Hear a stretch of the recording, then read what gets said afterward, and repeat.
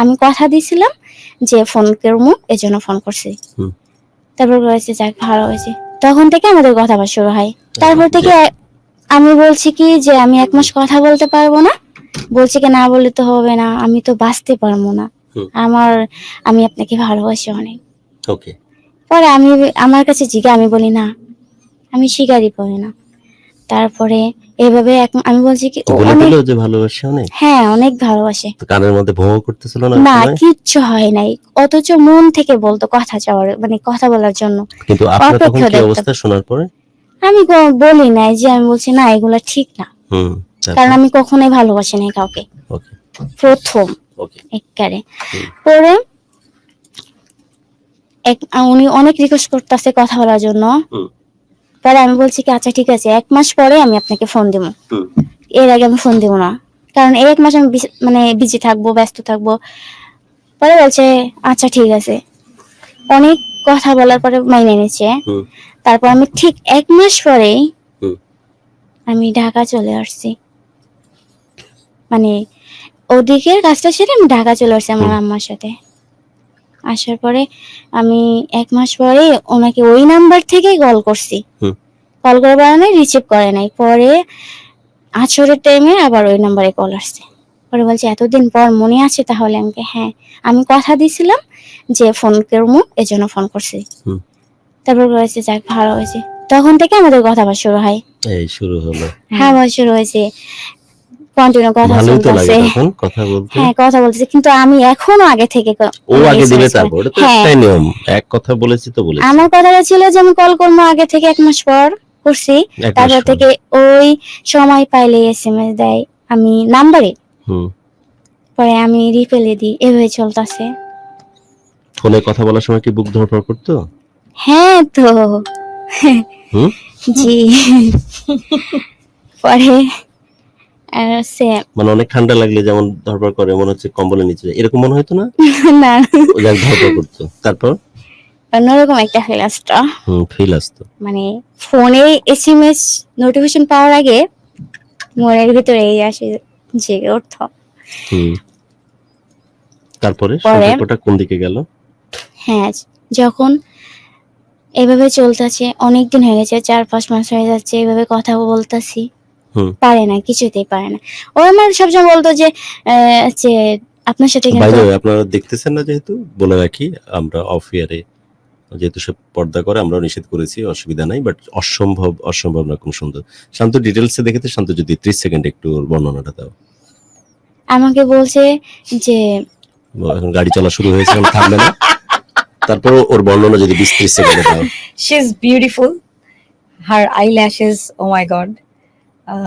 এবং আমার মনে হয় যে মোহনার যদি আপনি ফিচারের মধ্যে বলেন, তাহলে মোহনার চোখ দুইটা অসম্ভব সুন্দর, এবং তাকে দেখার সাথে সাথেই আপনি প্রেমে পড়বেন, পরে মায়ায় পড়বেন আগে, মানে এত দারুণ মায়াবী একটা চেহারা মোহনার, এবং মোহনার মনটা এত নরম, আর কিভাবে বলা যায় আসলে। ঠিক আছে, so this is all about, যেহেতু আমাদের দর্শকরা কানেক্ট করতে সুবিধা হয়, যেন শুনতে চাই, দেখতেও চাই, তো যেহেতু সে পর্দা করে, বাট শুনলেন আপনারা এমনটা দেখতে এই মেয়েটি, বাট ওর জীবনের সাথে কি কি হয়েছে এখন স্টেপ বাই স্টেপ শুনবো। ওকে, তারপরে ওর সাথে তো কথাবার্তা শুরু হয়ে গেল, একদম পুরো প্রেমের মধ্যে ঢুকে গেলেন, বাট ভালোবাসি কি বলেননি, এই একটাই ব্যাপার। হ্যাঁ, ও আমি মানে এভাবে চলতে থাকলে 5-6 মাস কথা বলছি, কিন্তু আমি স্বীকার করি না, আমি বলছি না আমার সাথে এভাবে সম্পর্ক, আমাকে আপনি দেখলেই আমি পছন্দ হব না। পরে বলছে আচ্ছা ঠিক আছে, তাহলে একটা ইমো নাম্বার দি, ওখানেই কথা বলে, ওখানে একটা পিক দেখি। এর আগে কখনোই পিক চাই নাই, এদিক দিয়ে কখনোই চাই না যে আমার একটা পিক লাগবো।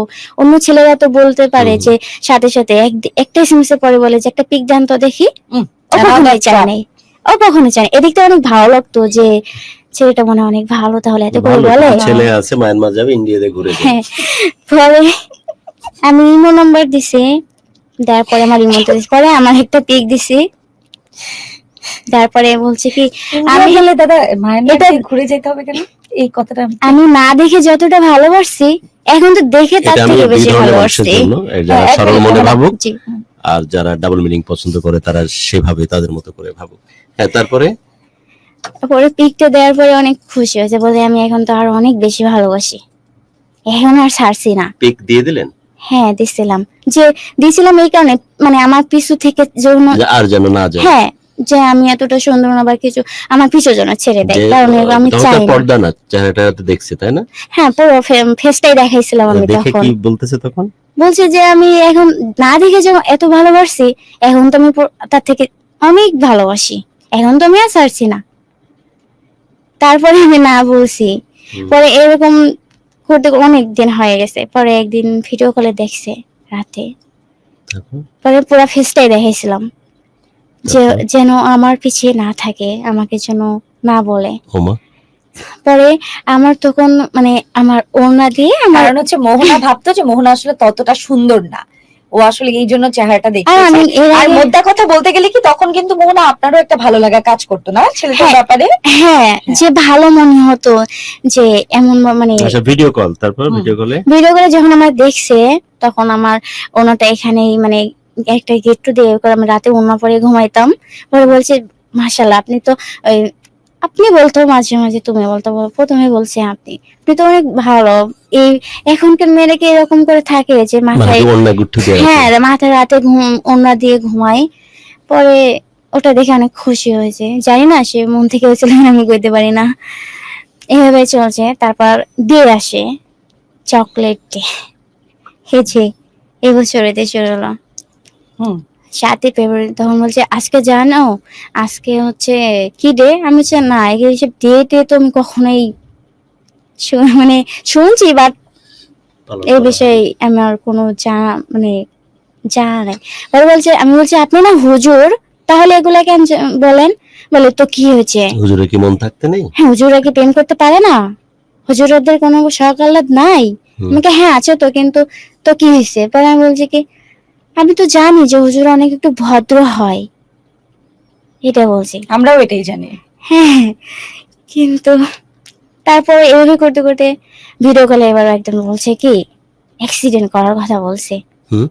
অ্যাক্সিডেন্ট, আমি তো রাজি হচ্ছি না, দিয়ে কিন্তু একটার পর একটা চলে আসতেছে। পরে অ্যাক্সিডেন্টের কথা বলছে, একজন ফোন দিছে, প্ল্যান করছে আমারে মানে কি পড়ানোর জন্য, চেষ্টা করতেছে অনেক, পারতেছে না। একজন ফোন দিয়ে বলছে কি, হ্যাঁ মানে ভালোবাসি এই কথাটা মুখ থেকে স্বীকার করার জন্য, কিন্তু আমি তো বলি না। প্রথম যখন আমাদের দেখছে ওই দিন আমাদের বলছে যে অনেক সুন্দর, তারপর এখন তো আমার কাছ থেকে আই লাভ ইউ কথাটা শোনার জন্য পাগল হয়ে গেছে, কিন্তু বলি না। তারপর একটা ছেলে আমাকে ফোন দিয়ে বলছে যে মোহনা আপু, আমি জি, বলে ওর কথাই বলছে যে অ্যাক্সিডেন্ট করছে।